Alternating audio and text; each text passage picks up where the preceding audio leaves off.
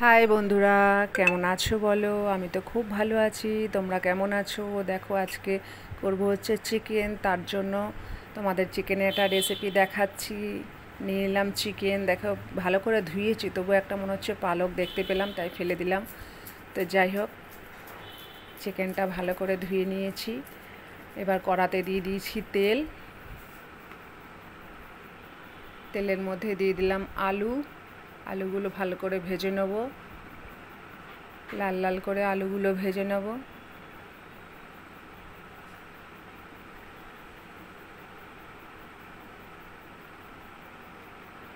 ভালো করে আলুগুলো ভাজা ভাজা হয়ে গেলে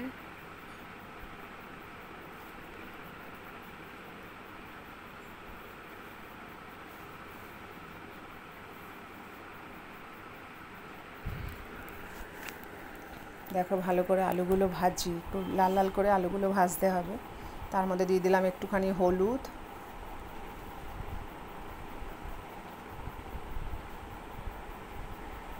না হলে একদম সাদা সাদা লাগে, তো একটু হলুদ দিয়ে তারপর ভাজবো।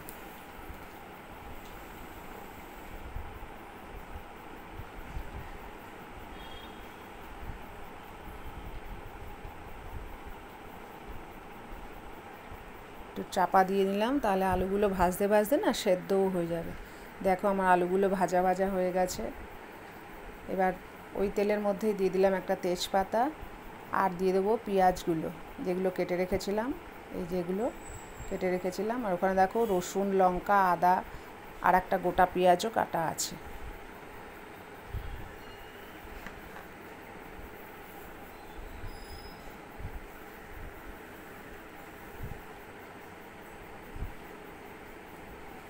পেঁয়াজগুলো কেটে রেখেছিলাম, ওইগুলোকে দিয়ে দিলাম, দিয়ে একটু ভাজা ভাজা করছি।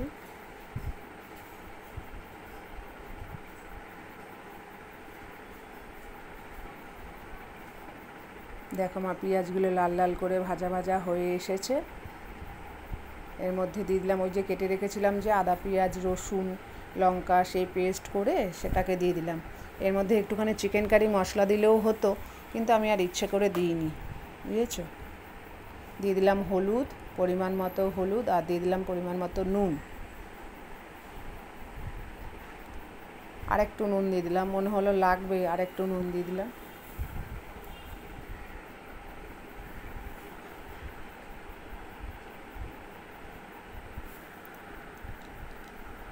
দেখো, আমার মশলাটা পুরো কষানো হয়ে এসেছে, পুরো তেল ছেড়ে দিয়েছে। এবার দিয়ে দিলাম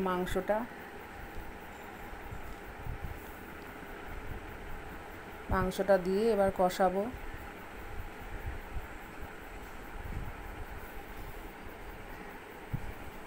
মাংসটা দিয়ে ভালো করে তেল যতক্ষণ না ছাড়বে ততক্ষণ কষাতে থাকবো।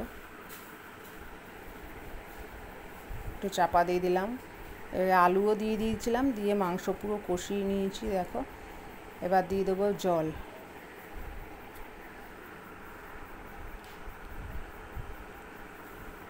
এবার দিয়ে দিলাম জল।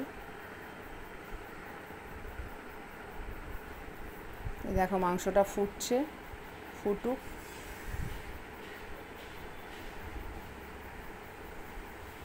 চাপা দিয়ে দিলাম,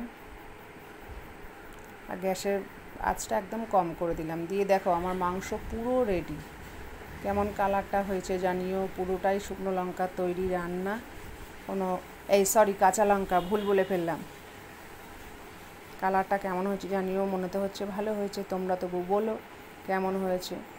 তো এটাই আমি আজকে চিকেন রান্নার রেসিপিটা তোমাদের সাথে শেয়ার করলাম। কেমন লাগলো জানিও। যদি ভালো লেগে থাকে তাহলে আমার পাশে থেকো, একটা লাইক, কমেন্ট, শেয়ার করতে ভুলো না। টাটা।